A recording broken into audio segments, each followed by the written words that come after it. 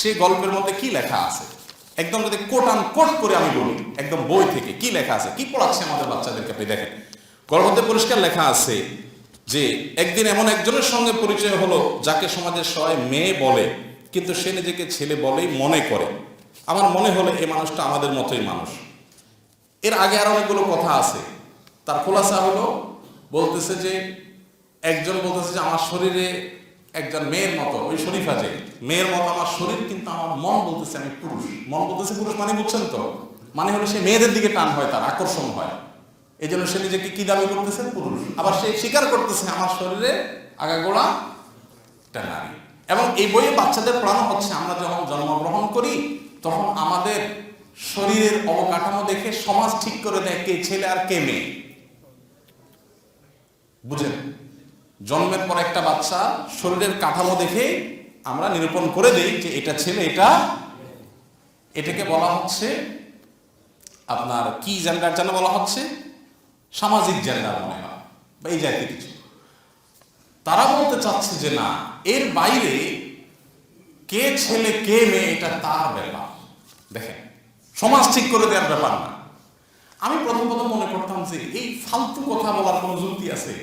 একটা লোক পুরুষ, এখন ওনার গায়ে গতরে পুরুষ, জন্মের সময় আমরা দেখলাম পুরুষ, সবকিছু ডাক্তারি টেস্ট রিপোর্টে বলা হলো পুরুষ।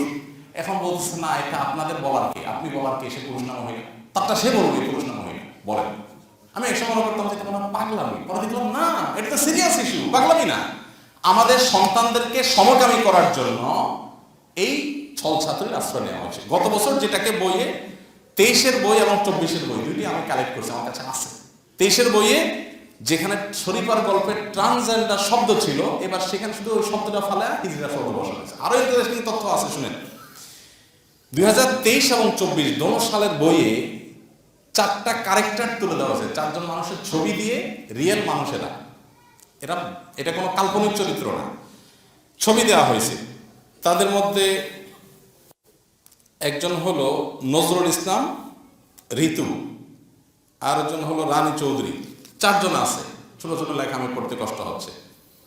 এই 4 জনের বলা হয়েছে একজন, বোঝানো হচ্ছে যে হিজড়া এবং তৃতীয় লিঙ্গের মানুষদের অধিকার আছে, তাদের অধিকার আমাদের দিতে হবে, এটা তো ভালো জিনিস, এটার ব্যাপারে তো কোনো দ্বিমত নাই।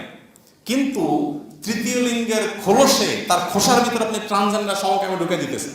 আপনারা জানেন বাজারে রাস্তাঘাটে যে সমস্ত হিজড়া দেখা যায়, কয়েকদিন আগে পত্রিকার রিপোর্টে প্রকাশ হয়েছে, এক ডাক্তার টাকার বিনিময়ে ওই যেগুলো সমকামী হিজড়া না সাজলে কাজ করতে পারে না, ওইগুলোকে টাকার বিনিময়ে সে অপারেশন করে হিজড়া সাজাইছে এবং এটা ধরা পড়েছে। 1 জুলাই 2015 বিবিসি বাংলা রিপোর্ট করেছে যে 12 জন হিজড়া হিসাবে নিয়োগ পাইছে সমাজ কল্যাণ মন্ত্রণালয় থেকে, তাদের ধরা পড়েছে পরে এরা একটাও হিজড়া না, সবগুলো পুরুষ। মেডিকেল টেস্টে ধরা পড়েছে, ধরা পড়ার পর তাদের নিয়োগ স্থগিত করা হয়েছে। কি খেলা চলতেছে বুঝেন। আমাদের কমনমতি বাচ্চাদেরকে আমরা স্কুলে কি সমকামিতা শিক্ষা দেওয়ার জন্য পাঠাই? আপনারা চান আপনাদের ছেলে মেয়ে সমকামী হোক? আপনারা তো পরের কথা, আমেরিকার মতো জায়গায় পশ্চিমা দুনিয়ার বহু অভিভাবকরা রাস্তা বের হয়েছে অনাচারের বিরুদ্ধে, কারণ সন্তান শেষ হয়ে যাচ্ছে। সন্তান যদি সমকামী হয়, আপনি তো নাতি নাতি মুখ দেখবেন না, দেখবেন সমাজটা কতটা নোংরা হতে পারে। কিন্তু সেই জিনিসটাকে গেলানোর জন্য এরা চেষ্টা করছে বহুদিন, সমকামিতা এদেশে খাওয়ানোর জন্য বহু মন্ত্রীকে কেনার চেষ্টা করছে, তাদের মুখ দিয়ে ইনিয়ে বিনিয়ে বলাইছেও, কিন্তু পারে নাই। দেখছে যে এদেশে সম্ভব না, এদেশে হিন্দু বলেন মুসলমান বলেন সব ধরনের মানুষ শব্দ ব্যাপারে যে আমরা সমকামিতা এদেশে কোনোভাবে অনুমোদন দেব না।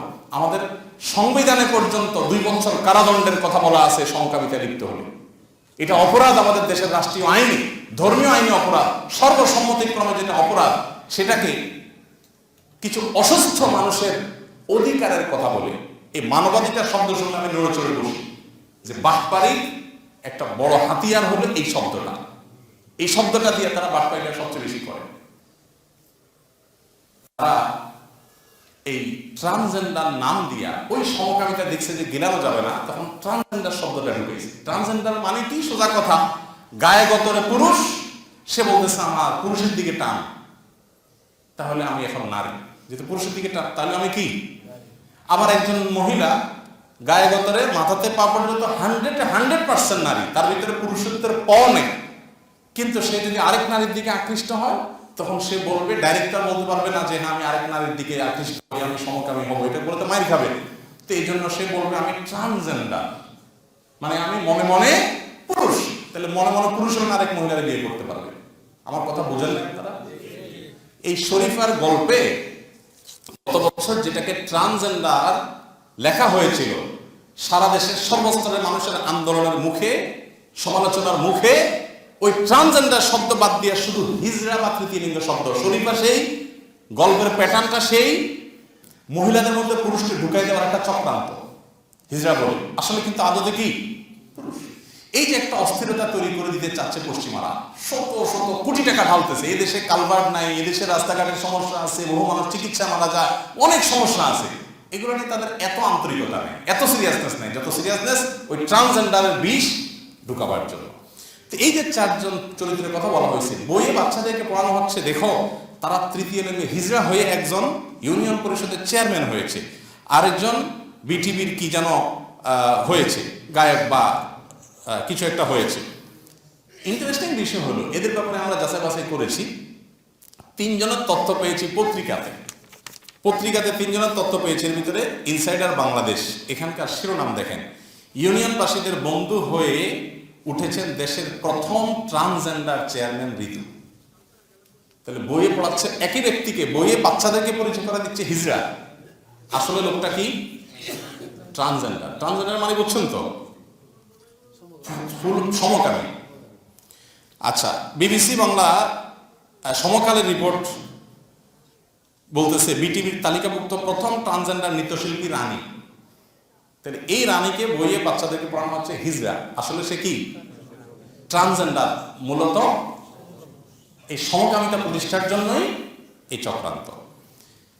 তৃতীয় ব্যক্তি সম্পর্কে বিবিসি বাংলা বলতেছে, এগুলো সব অথেন্টিক আপনার গণমাধ্যম, তৃতীয় লিঙ্গের মানুষের নিগ্রহের শুরু হয় নিজ পরিবার থেকে, এটার শিরোনাম।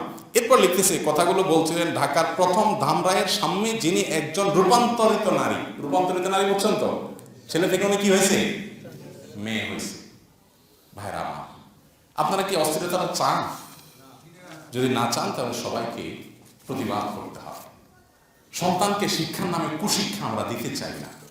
এবং আপনাদের একটা মজার তথ্য দিয়ে রাখি, আমাদের সরকারের তরফ থেকে এই চক্রান্তগুলো যখন যারা করে, এগুলো সরকারি বিভিন্ন মহলকে যখন জানানো হয়, তারা আন্তরিকতার সাথে সেগুলোকে বাদ দেওয়ার চেষ্টা করে।